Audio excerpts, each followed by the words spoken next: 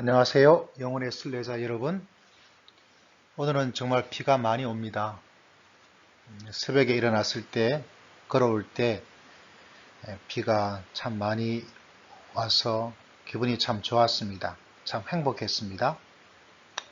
오늘은 구경에 대한 이야기를 하고자 합니다. 여러분, 구경 중에서 제일 좋은 구경은 어떤 구경이 있었습니까? 여러 가지 구경이 있죠. 그 중에 구경 중에 제일은 바로 싸움 구경이다. 이런 이야기가 있습니다. 정말 그런 것 같아요.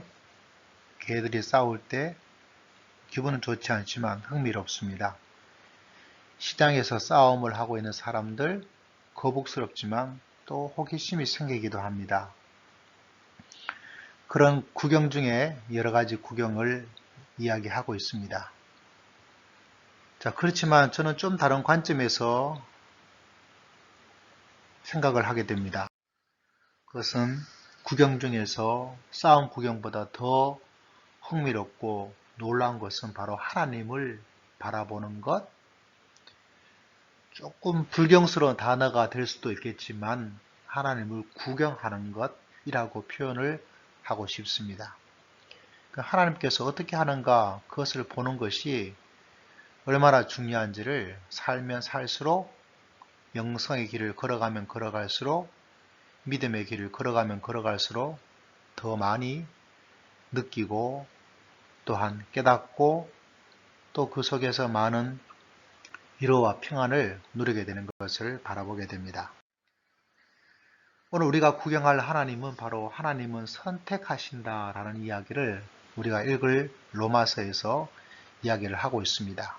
하나님은 아브라함을 선택하고 하나님은 이삭을 선택하고 하나님은 야곱을 선택하고 그래서 그들을 선택해 나가시는 그런 하나님을 우리는 구경한다, 바라보게 됩니다.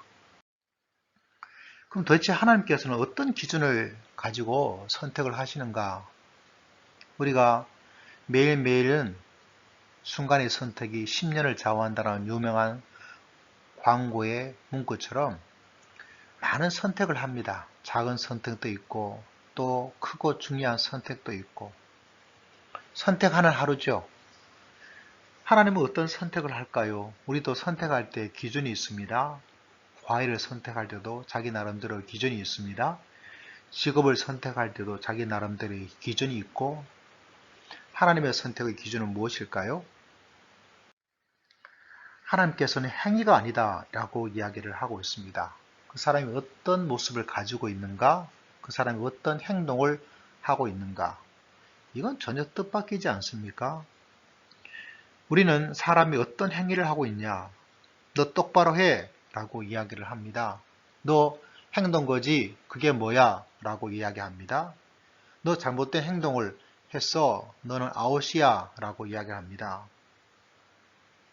왜 하나님께서는 우리가 생각하는 것과 전혀 다른 행위가 아닌 행동이 아닌 것을 선택의 기준으로 잡고 있을까? 이런 하나님을 바라보고 이런 하나님을 구경하는 겁니다.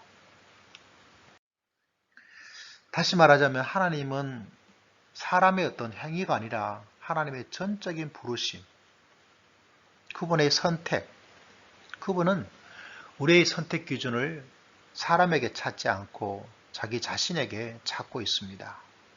다시 말하자면 이 사람이 어떤 행동을 하는가, 어떤 모습을 가지고 있는가, 그것에 전혀 관심이 없습니다. 그래서 하나님이 선택한 사람을 바라보면 어떤 때는 우리 기준에 더 적합하다라는 사람도 있고 어떤 때는 우리 기준에 적합하지 않다라고 이야기합니다. 전적으로 하나님의 부르심이라는 그분의 선택입니다. 예수님도 그러셨죠. 나는 의인을 부르러 온 것이 아니고 죄인을 부르러 왔다. 다시 말하자면 선택의 기준이 우리하고는 전혀 다르다는 것입니다. 굉장히 이질적입니다.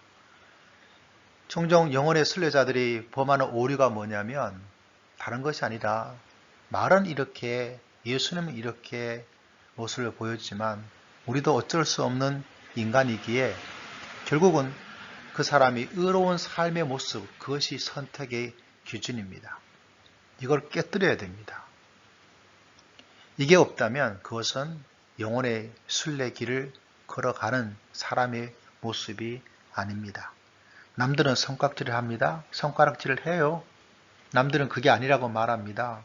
그런데 그런 사람을 하나님이 선택하시고 그런 사람을 부르시고 있다는 사실도 우리는 놓치지 말아야 합니다.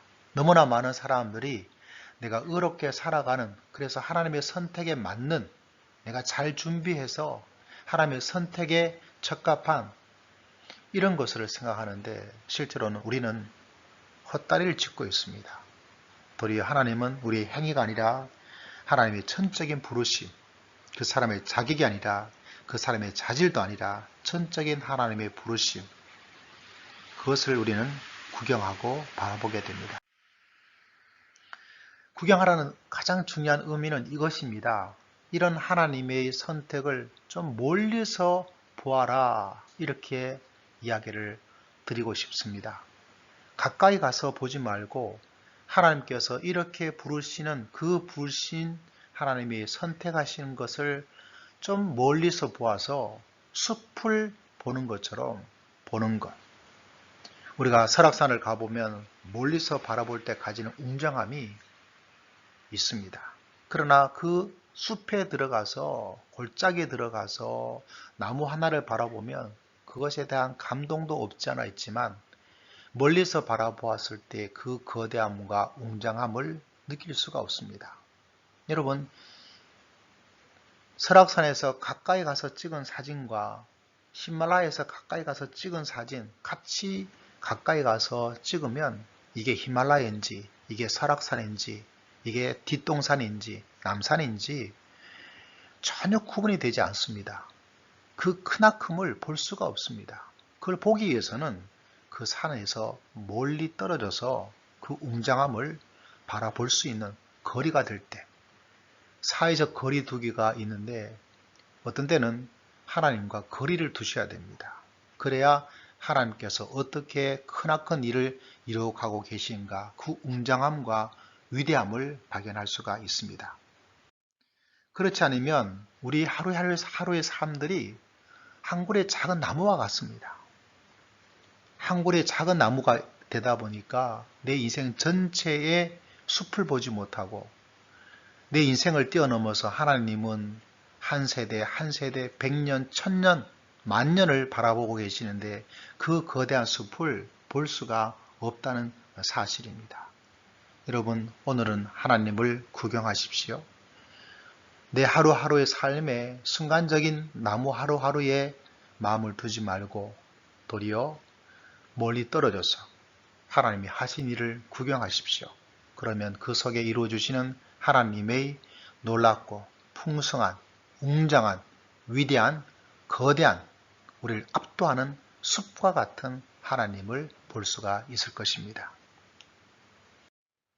그 나무가 모여 아름다운 숲을 이룹니다. 숲을 볼 수 있는 사람은 이런 나의 하루하루가 불안한 하루, 코로나의 하루, 실패한 하루, 기쁨의 하루, 열심히 수고했던 하루, 그 모든 나무 하나하나가 모여서 아름답고 거대한 숲을 이루구나. 그것이 바로 우리 영성의 길을 걸어가는 사람들이 가지고 있는 마음입니다. 설사 내 인생 자체가 실패하고 초라해도 여러분, 내가 하나님의 거대한 숲 속의 한 부분을 찾고 있습니다. 그 속에 자리를 잡고 있습니다. 그래서 거대한 숲을 이루고 아름다운 숲을 이룹니다. 그것이 바로 영성의 길을 걸어가는 사람의 모습입니다. 오늘 하루 여러분이 좋고 기쁜 일이 있다면 너무 좋죠. 그러나 힘들고 어렵고 낙심하고 좌절하고 우울하고 그리고 내 인생에 실패한 마음을 가지고 있는 그런 하루가 될 수 있을지 모릅니다. 그러나 그 모든 것에 하나님께서 우리 삶들을 아름다운 숲을 만들고 있다는 사실을 기억한다면 글쎄요, 우리는 행복하지 않을 수가 없겠죠. 불행한 것이 불가능합니다. 여기는 행복한 영혼입니다.